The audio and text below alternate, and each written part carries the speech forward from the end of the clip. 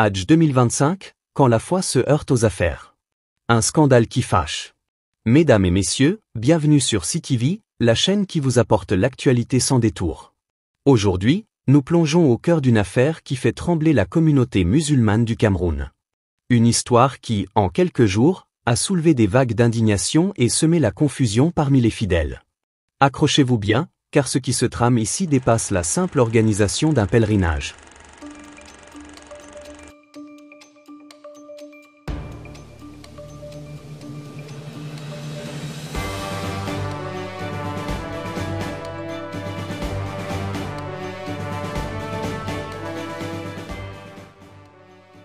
Le Hadj 2025, un chemin semé d'embûches.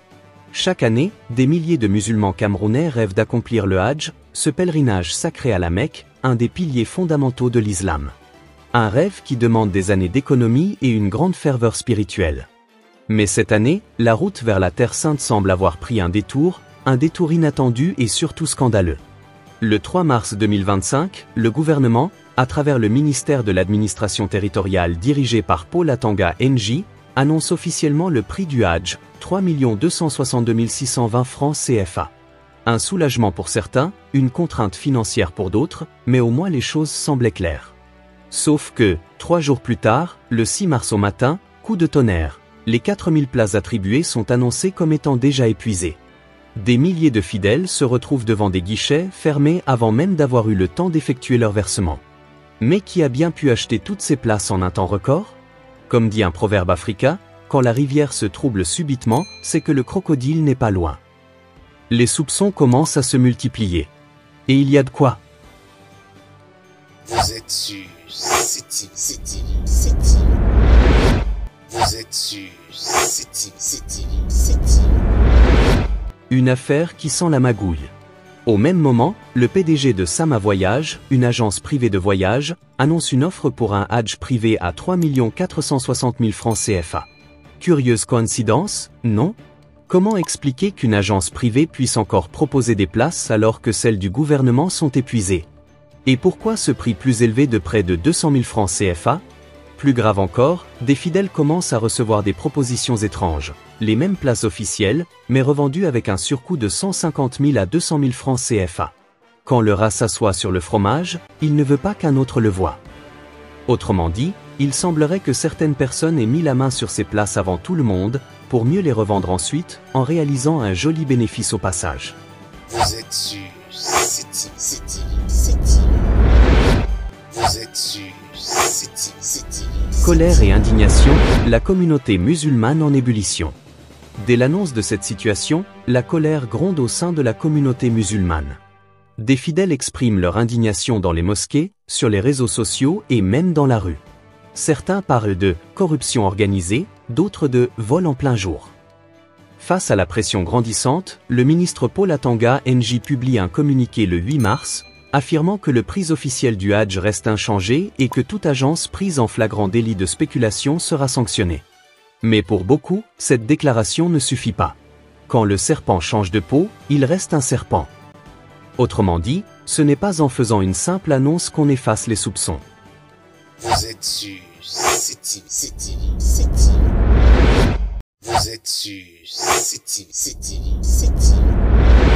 Entre silence et justification maladroite. Dans un premier temps, les agences de voyage accusées de spéculation se défendent.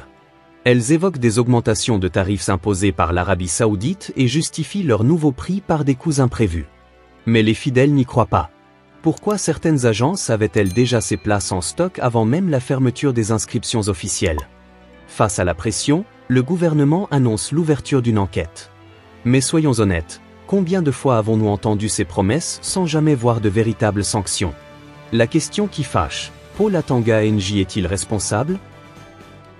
Vous êtes sur CTV. Paul Atanga NJ, ministre controversé, se retrouve une nouvelle fois au cœur d'un scandale. A-t-il laissé faire? A-t-il été trompé par son entourage? Ou est-il complice? Les avis sont partagés. Pour certains, il ne peut pas ne pas être au courant d'une telle affaire. Pour d'autres, c'est l'ensemble du système de gestion du Hadj qui est gangrené depuis des années. En tout cas, une chose est sûre, l'opinion publique ne décolère pas. Quand la chèvre crie trop, c'est que le couteau n'est pas loin. Et aujourd'hui, les fidèles sont bien décidés à faire entendre leur voix. Que va-t-il se passer maintenant? Vous êtes sur CTV. Le gouvernement va-t-il prendre des mesures concrètes? Les agences de voyage mises en cause seront-elles sanctionnées? Les fidèles lésés auront-ils une chance d'obtenir une place au Hadj? Les jours à venir seront décisifs. Mais une chose est sûre, cette affaire a réveillé un profond sentiment d'injustice au sein de la communauté musulmane. Certains appellent à une réforme complète du processus d'attribution des places. D'autres demandent la mise en place d'un système plus transparent, où chaque fidèle aurait les mêmes chances d'accéder au pèlerinage. Quand le tam-tam est troué, la danse devient difficile. Si rien ne change, cette crise pourrait laisser des traces profondes et fragiliser encore plus la confiance des citoyens dans les institutions.